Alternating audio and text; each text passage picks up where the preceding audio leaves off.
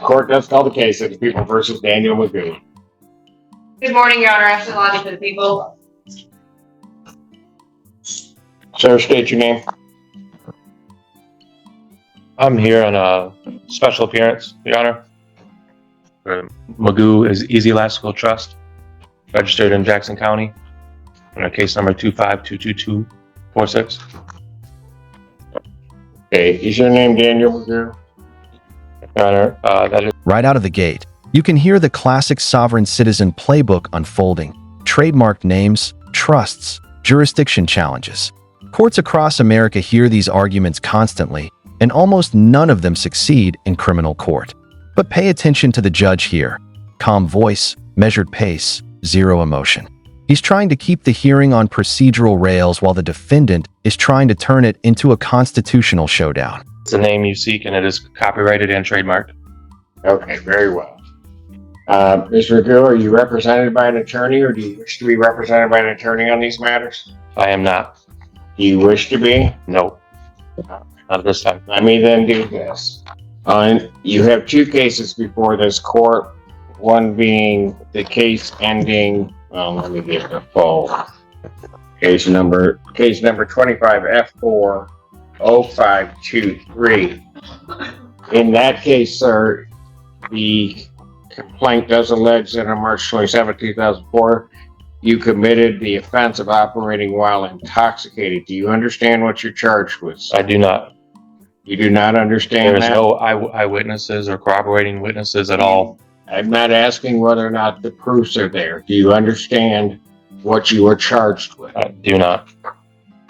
Do you understand the notion of drunk driving? I do not. This moment is legally huge. The judge isn't debating guilt yet. He's simply trying to establish that the defendant understands the charges against him. That's one of the most basic constitutional requirements during arraignment. But the defendant keeps pivoting into where are the witnesses and where's the proof? Arguments, which are trial issues, not arraignment issues. You can already feel the collision coming. The court is speaking procedure, while the defendant is speaking protest. I understand how I could be charged with something without a witness. On your other cases when you represent yourself, so we'll just do it. Are you talking about the case that's in federal court right now, You Your are Honor? before a complaint in that case for the charge of operating while intoxicated, third offense. Because it's a third offense, that is a felony. It is punishable by up to $500 to $5,000, up 1 to 5 years incarceration. The court can order probation, 30 days to 1 year in jail, or at least 48 hours must be conserved consecutively. The court can also order community service, rehabilitative programs. The court can also order your vehicle immobilized, can order you to pay the cost of the prosecution, as well as the cost of any emergency governmental services. As I am hearing as a trust, Your Honor, I'm hearing exclusive equity. Exclusive equity. You count 2 on that complaint is the charge of operating while license suspended, denied, and or revoked. That is a misdemeanor punishable by up to 93 days in jail, $500 fine plus court costs, and your vehicle could be subject to immobilization. My license is Count canceled, 3. not suspended or revoked. Count It is 3 canceled through the state on of that Michigan. complaint Canceled. is the charge of escape from lawful custody. That is a misdemeanor punishable by up to 1 year, a $1,000 fine. I was never arrested or read any Miranda rights accordingly. Assume, given that the defendant is talking in English, that he understands English, understands the nature of those charges and what he's charged against. So malicious prosecution by wishes Washington to County represent prosecutor as himself. usual. Sir, there is great. When the judge warns about the peril of representing yourself, that's not just courtroom theater. Judges say this to protect the record because once someone waives counsel, they're still expected to follow legal rules like a trained attorney. And that's where many self-represented defendants get crushed. Not because they can't talk, but because courtroom procedure is its own language. The judge is basically saying, you're free to do this, but you may not understand the consequences. Peril in representing yourself, you will be held to the same standards as anybody apply or court. This is a matter under the Eastern Not District of assist Michigan you in Federal any way, or Case show number you any 2511226. favoritism because you were not represented by counsel.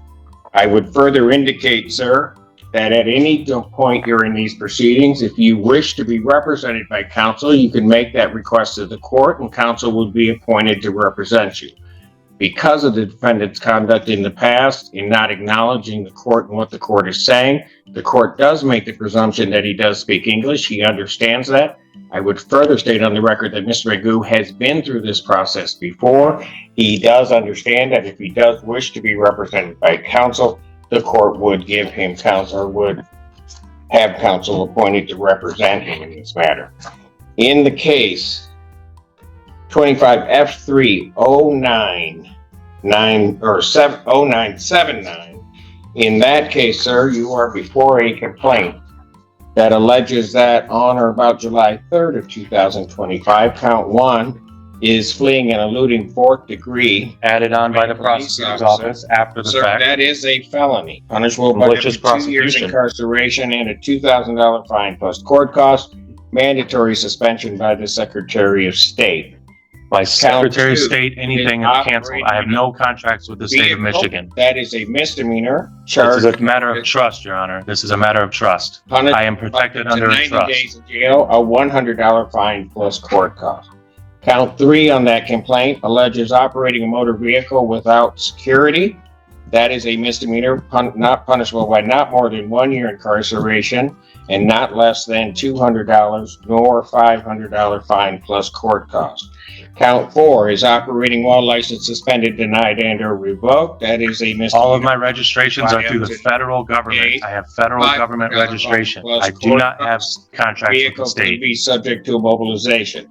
Count 5 on that complaint alleges refusal to obey I have an international driver's police permit. officer. That is a misdemeanor, punishable by up to 90 days, $100 fine plus court costs. I would indicate to the defendant the same admonishments regarding the perils in representing oneself that I stated in the other case also apply to this case. Were you served your notice and summons yet, Your Honor? Wishes to have counsel appointed, the court would consider or would appoint counsel to represent him in this matter, and he apparently wishes to proceed. Were you served your notice Having and summons notice for federal of court? the charges, sir, do you wish to still proceed without an attorney? I just want to know, where do you get Do your you powers? wish Are to you in Article proceed? 3? Now the hearing shifts from unusual to openly confrontational. The defendant starts challenging the judge's constitutional authority and demanding to know whether he's an Article 3 judge. Here's the problem with that strategy. Article 3 applies to federal courts, not state courts like this one. These arguments sound dramatic online, but inside actual courtrooms they almost never stop proceedings. In fact, they usually do the opposite. They convince the judge the defendant is refusing to engage with reality-based procedure. Judge or an Article 6 judge?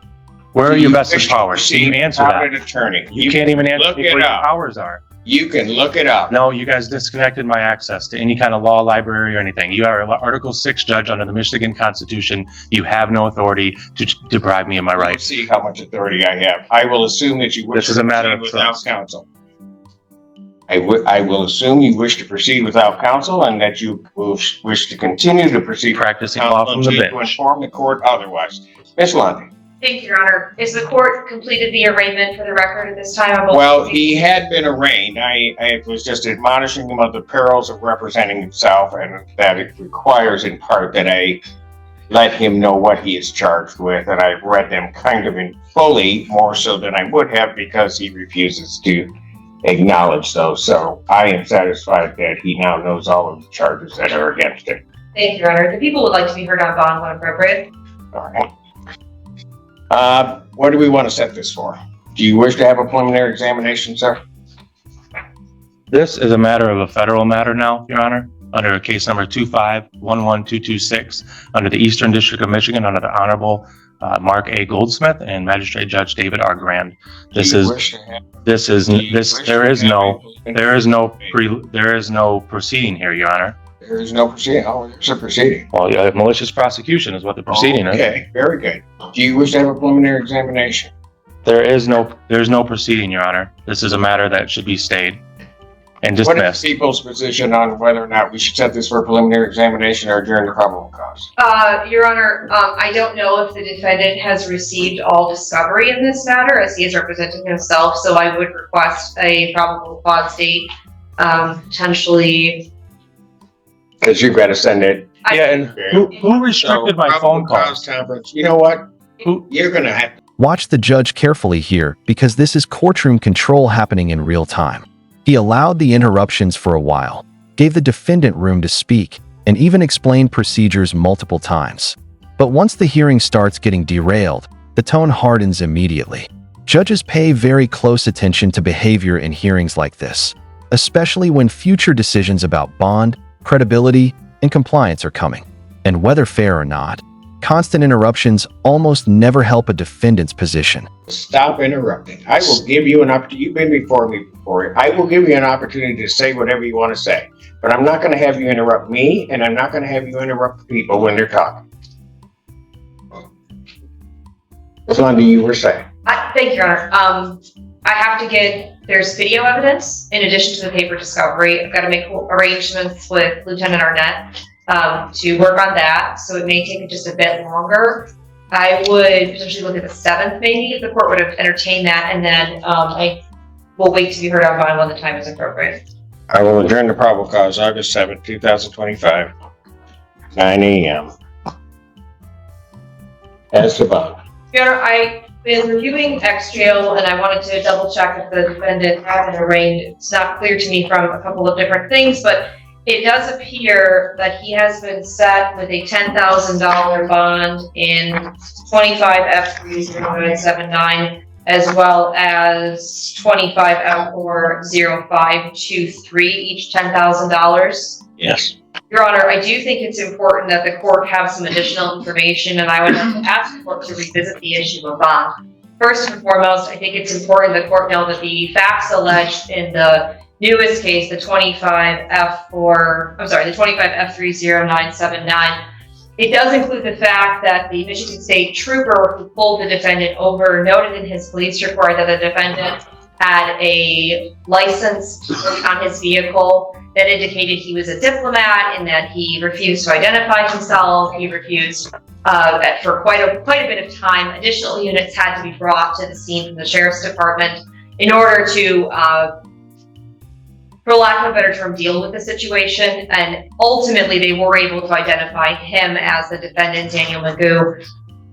The concern with that goes along with the other case, which is an OWI. It is charged as a third. I will note that it is a true fourth, to the best of my understanding, so there does appear to be an alcohol problem going on. And I also think it's important for this court to know, because I don't know that the court knows, the defendant has a third new case, telecommunications malicious use with a domestic relationship, that is currently pending as well. He's also been set $10,000, 10% in that matter. But I think— Where is that case out of? That case is out of 14B, Your Honor, before Judge Washington. A co-defendants with the federal case that you guys are both in, and this is a conflict of interest as both of you guys are defendants in my federal case. Go ahead. I also understand, Your Honor, that there is a municipal case out of Canton Township that was set for a jury trial in April of this year, where the defendant failed to appear. And there were jurors, there was a veneer that had been brought in. And I bring all of this up to say, Your Honor, that the people are concerned about the defendant's ability to remain law-abiding, because I'll also note for the record that at the time that the new resisting, obstructing, fleeing, eluding case and the telecommunications malicious use case came up, he was in bench warrant status before Judge Slay, is my understanding, for refusing to come after the case here had been bound over, refusing to appear in person. I say all of that to say this: I do think that $10,000 is too low, and I also am going to request a SRAM tether, because this is an OWI fourth alleged, as well as a GPS tether, given his history of failure to appear and failure to comply with court regulations. Thank you, Your Honor. Is the bench warrant before Judge Slay still out? She has bond denied in her case now. His bond's been denied in that. Yes, that's correct, Your Honor. Got it. Anything you'd like to say? This is where the hearing suddenly becomes much more serious. Up until now, it felt chaotic and ideological, but the prosecutor just shifted the focus to risk factors: prior failures to appear, additional pending charges, alleged alcohol issues, fleeing allegations, and even requests for GPS and alcohol monitoring. That changes the entire atmosphere of the courtroom. At this point, the judge isn't just evaluating arguments anymore. He's evaluating public safety, flight risk, and whether this defendant will follow court orders at all.